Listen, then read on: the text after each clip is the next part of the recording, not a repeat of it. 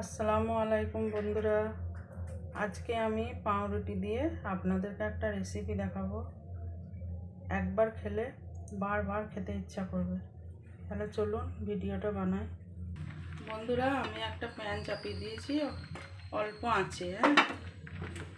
এবার আমি দুধটা দিয়ে দিলাম।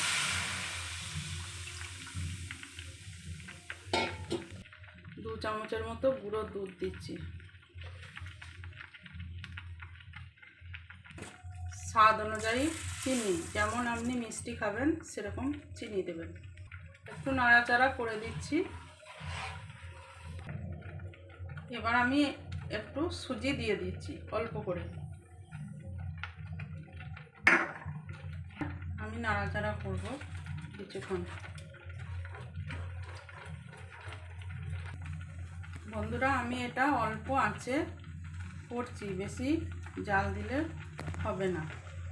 আমি 2 চামচের মতো ঘি দেবো।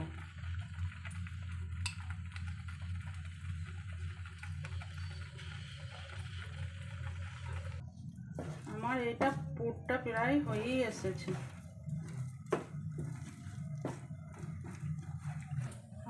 আমার এটা হয়ে এসেছে। এটা আমি এবার ঠান্ডা করার জন্য একটা পাত্রে তুলে নেব।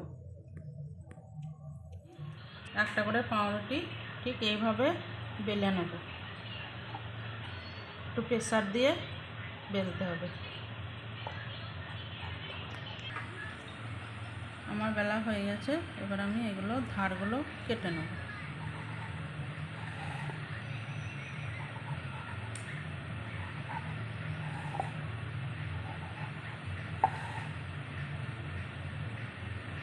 এবার আমি অল্প করে এই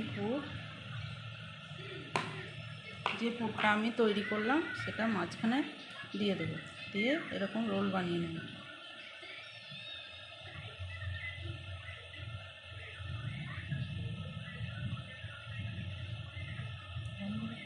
আমি আর একটা করে দেখাচ্ছি।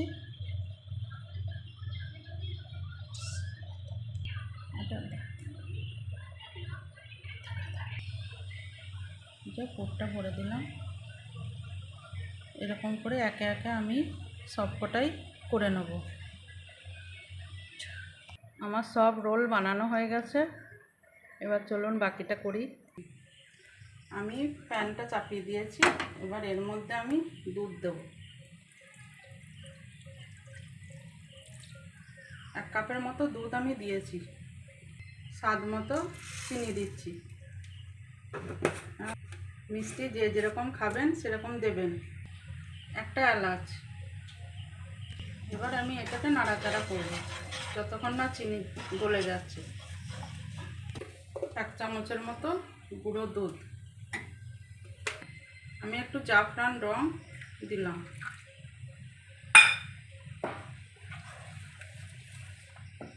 এটা তৈরি হয়ে গেছে।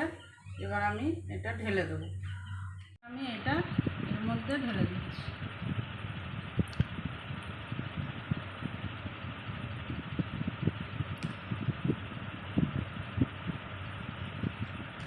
দেখুন বন্ধুরা, দারুণ সুন্দর একটা রেসিপি তৈরি হয়ে গেল।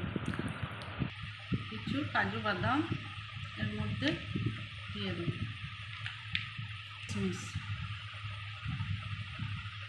দেখতে সুন্দর লাগার জন্য এটা আমি দিচ্ছি।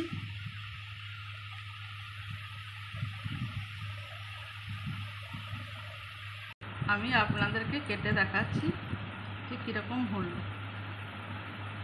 দেখুন বন্ধু, হয়েছে না খুব সুন্দর? এই রেসিপিটা যদি আপনাদের ভালো লাগে তো অবশ্যই কমেন্টে জানাবেন এবং আমার চ্যানেলটাকে সাবস্ক্রাইব করে দেবেন। আল্লাহ হাফেজ।